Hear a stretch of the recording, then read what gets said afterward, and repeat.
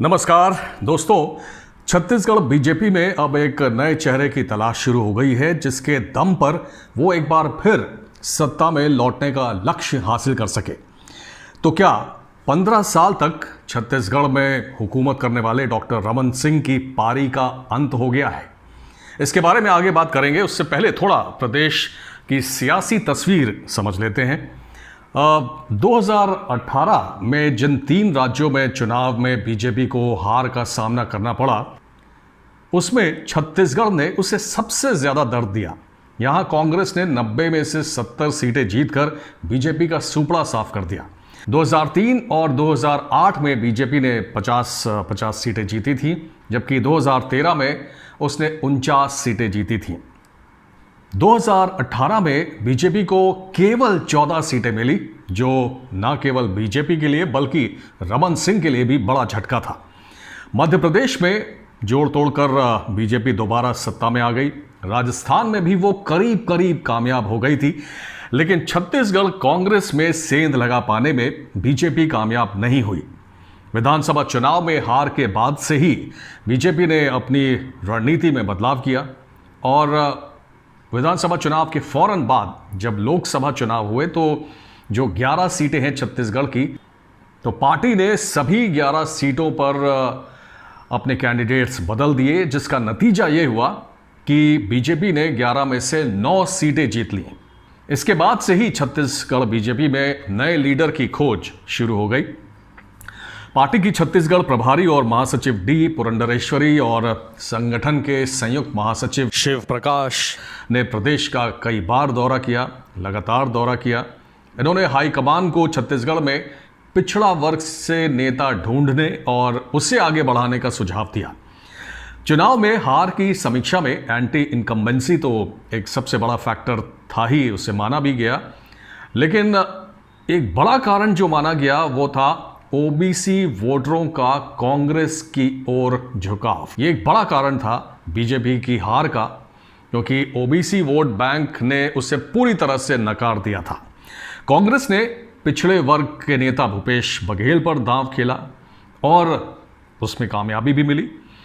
50% vote bank वाले छत्तीसगढ़ में पिछड़ा वर्ग की अनदेखी कोई भी पार्टी अफोर्ड नहीं कर सकती।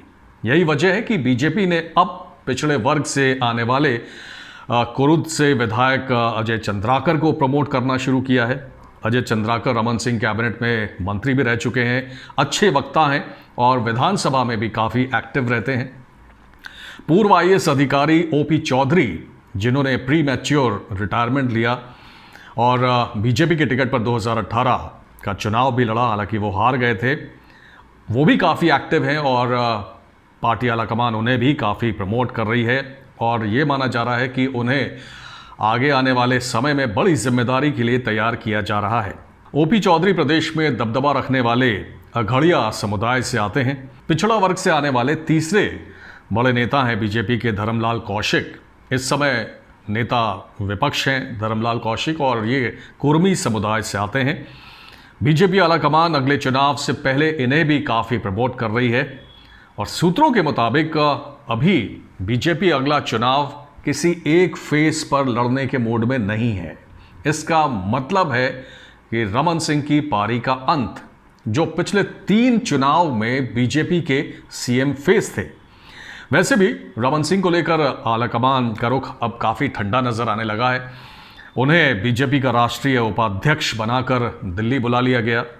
दिल्ली में करने के लिए उनके पास ज़्यादा कुछ है नहीं। पिछले दिनों मोदी कैबिनेट का विस्तार हुआ, उसमें छत्तीसगढ़ की ज़बरदस्त अनदेखी की गई। 15 साल मुख्यमंत्री रहने के बावजूद रमन सिंह को कैबिनेट में जगह नहीं मिली। रमन सिंह छत्तीसगढ़ में अब बहुत ज़्यादा एक्टिव भी नहीं दिखते हैं, केवल ट्विटर पर ही बघेल सरकार पर हमला करते नजर आते हैं। लेकिन ज़मीन पर मोर्चा अब अजय चंद्राकर, धर्मलाल कौशिक और ओपी चौधरी जैसे नेता संभाल रहे हैं। दोस्तों, पिछले दिनों पीएम मोदी के कैबिनेट विस्तार पर भी अगर नज़र डालें तो आप पाएंगे कि इसमें पिछड़े वर्ग से आने वाले नेताओं को ही तवज्जो दी गई है और वैसा ही कुछ अब यूपी में होने वाले संभावित योगी मंत्रिमंडल के विस्तार में भी देखने को मिलेगा, ऐसी उम्मीदें हैं। तो इस समय बीजेपी का पूरा फोकस अगर कहा जाए तो वो ओबीसी वोट बैंक पर है।